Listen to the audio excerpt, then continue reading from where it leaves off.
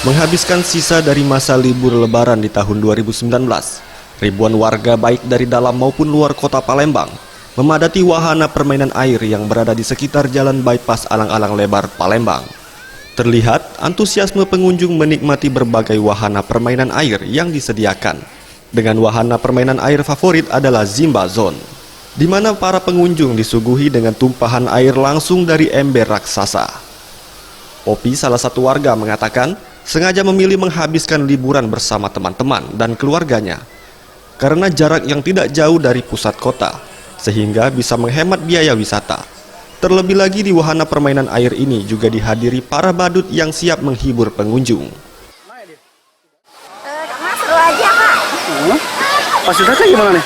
Fasilitasnya ya bagus. Paling seneng main yang mana sih? Kolam arus. Kenapa tuh? Karena kita yang besar bisa ikut, yang anak bisa ikut juga. Sementara itu, berdasarkan keterangan pengelola wahana permainan air Wawan Setiono, dengan libur lebaran di tahun ini, peningkatan jumlah pengunjung dirasa sangat signifikan. Dengan menawarkan tiket masuk di kisaran Rp120.000 per orang, peningkatan pengunjung mencapai 300% dibandingkan hari biasa, atau sedikitnya 5.000 pengunjung menghabiskan waktu di wahana air selama libur lebaran di tahun ini. Cukup signifikan juga. Setelah kemarin kita puasa benar-benar liburan ini 300%-an lah setiap hari pengunjungnya.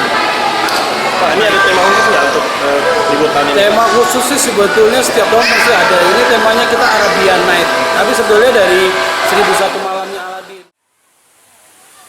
Tim Liputan Sriwijaya TV.